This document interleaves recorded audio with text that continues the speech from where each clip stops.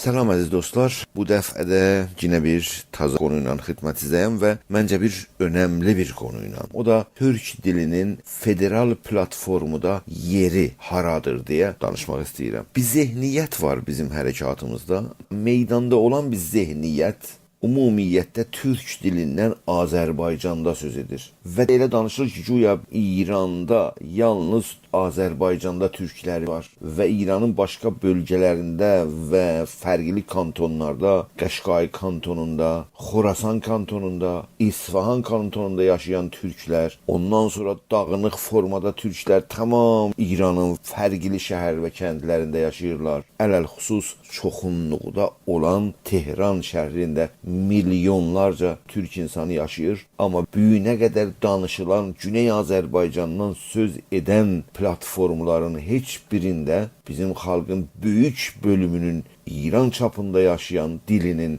həqiqətindən, hüququndan, gələcəyindən, o dilin yerindən, orada yaşayan xalqımızın necə o dildən istifadə elədiyindən kimsə söz açmır. Bu istiqlal tələbanə zehniyyət baxışı daraldır. Türk dilini yalnız Güney Azərbaycanda adlandırır, səsləndirir, sözün danışır. Çünki zehniyyət istiqlal tələbanə zehniyyətdir. Çünki təsəvvür budur ki, buranı ayıracaq və burada lazımdır türkü danışılsın, türk dili adlansın. Yoxsa İranın başqa bölgələrində yaşayan insanlarımız, orada çoxunluq olan xalq, türk xalqı və türk dilidir. Ondan sonra fars dilidir orada və ondan keçəndən sonra başqa dillər də öz eşellərində orada Tehranda həyat yaşayırlar. Amma federal platformuda, yəni bizim kimi düşünənlərə, türk dilinin yeri yalnız Güney Azərbaycan deyil. Türk dilinin yeri hardakı türk danışırsa oradır. Şəhərlər və kəndlərində İranın şimalından cənubuna və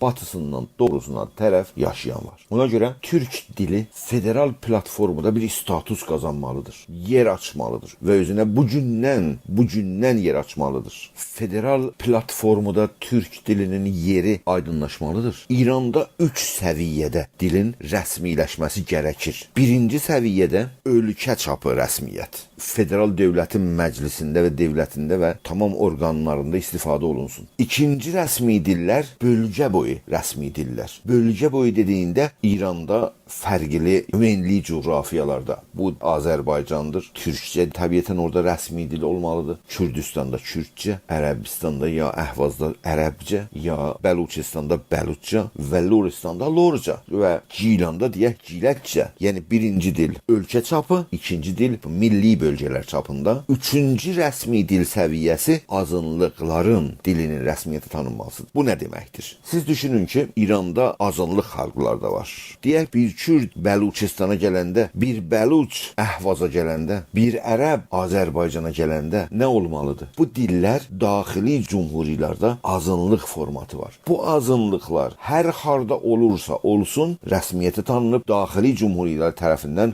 qorunmalıdırlar. Bu vasitə ilə 3 səviyyədə ölkə çapı rəsmiyyət, bölgə çapı, milli bölgələr çapı rəsmiyyət, ondan sonra hər bir İran siyasi coğrafiyasında yaşayan insanın dili başqa bölgəyə getdikdə orada bir azınlıq kimi o dilin rəsmiyyəti tanınması dil siyasətidir federal platformda. Amma türk dilinin yeri federal platformda harda yerləşir? Ölkə çapı rəsmiyyətində yerləşir. Türk dili və fars dili ölkə çapı rəsmiyyətində yerləşməlidirlər. İllət. Birinci dərəcədə türk dilinin ölkə boyu rəsmiyyət tapması türk cəmiyyətinin İranda nisbi çoxunluğudur.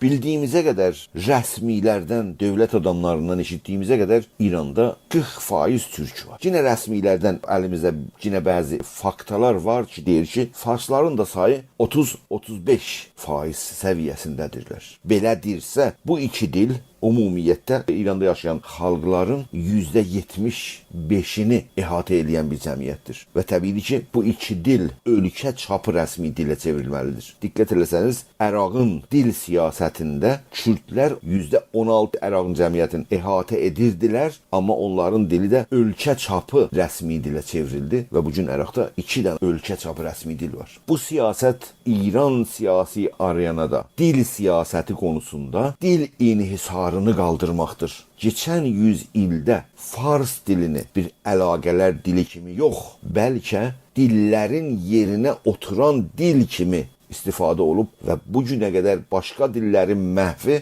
və Fars dilinin onun yerinə oturma siyasətini aparılmışdır. Bu inhisarın qaldırılması tarixən bir zərurətdir. Onun yanında bir %40 cəmiyyət vardır ki, bu dili, yəni türk dilini ölkə çapı rəsmiyyətinə qaldırmalıdır. Əlbəttə ki, başqa millətlər, Kürdlər, Ərəblər, Bəluçlar və ya hər kim istərsə onun dili də ölkə çapı dil olsun, o dilin o təklifi məclisə gətirir və məclisdə ona qərar alınır.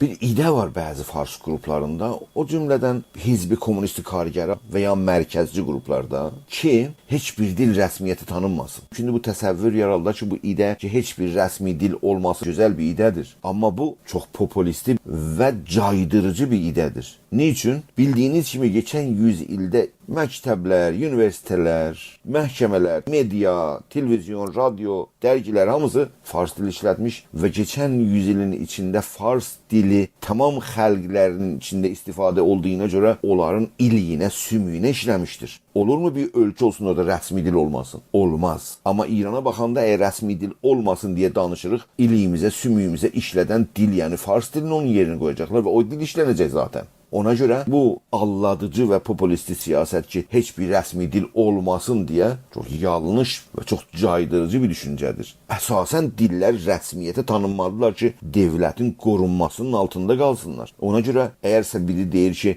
rəsmi dilin olmasını qaldıraq, o deməkdir ki, Fars dilinin rəsmiyyətinin davamını, yalnız Fars dilinin rəsmiyyətinin davamını istəyir. Ona görə türk dilinin ölkə boyu rəsmiyyəti inhisarı qaldırır və onun yanına bir demokratikləşmə siyasəti əsasında 2 dil rəsmiyyətini meydana qoyur və bir alternativ kimi topluma sonur və təbii ki, onun üçün çaba göstərir. Bu siyasət bizim xalqın ruhunu dirildir. İranın hər yerində yaşır, ruhunu gücləndirir, coşkuya gətirir, qürurunu geri alır. Bizim qürurumuzu əlimizdən alıblar. Bu siyasət ölkə boyu rəsmiyyəti xalqımıza qürurunu qaytarır və o vasitə ilə hərəkətə gəlməyə bir motivasyon tapır. Buna görə türk dilinin yeri federal platformada dediyimizə və danışdığımıza görə ölkə çapı rəsmiyyət və təbii olaraq Azərbaycanda rəsmiyyəti və türk kantonlar və Böyük Tehranın ikinci rəsmi dili kimi tanınmasının çabası federal platformun içində yerləşir